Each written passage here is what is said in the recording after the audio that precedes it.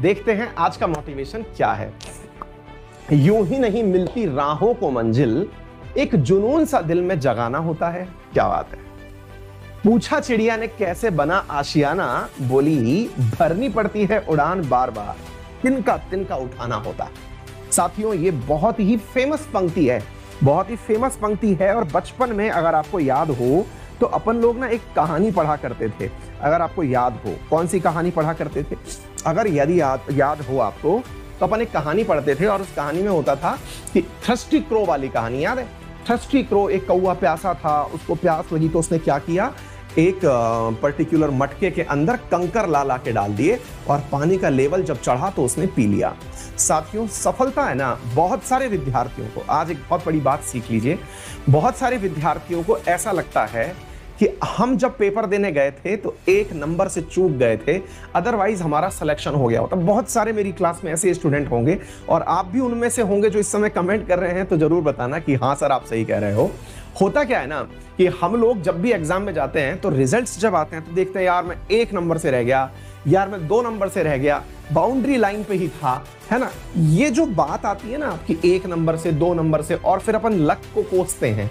वास्तविकता में पता है साथियों, हम जब पेपर देने जाते हैं उस समय हम पूरी तरह से ध्यान पेपर देने में ही लगाते हैं। ऐसा नहीं होता कि पेपर देते देते हम व्हाट्सएप पे कोई मैसेज सेंड कर रहे हैं कि वीडियो गेम खेल रहे हैं, ऐसा तो नहीं होता।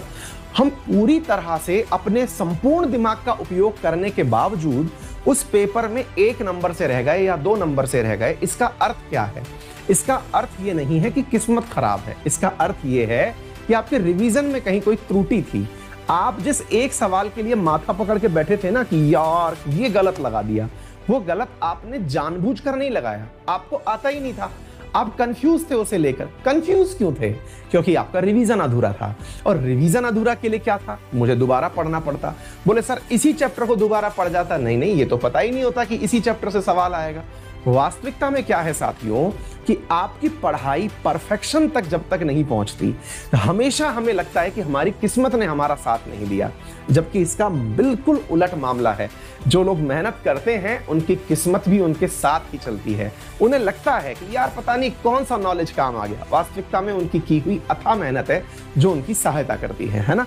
तो इसी नोट के साथ दिमाग में ये बिठा लीजिए कि पढ़ाई जब भी आप करेंगे तो पढ़ाई करते समय रिवीजन का एक्सट्रीम टच करना है।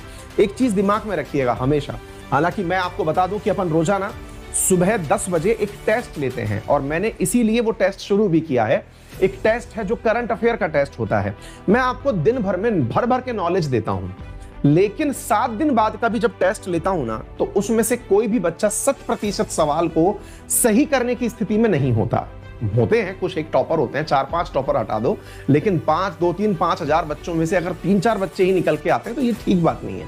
रीजन, हम भूल चुके नॉलेज को, हम भूल जाते हैं। इसके लिए सबसे बड़ा विकल्प क्या है? हम प्रॉपर रिवाइज करें। रिवाइज करने के लिए क्या हो?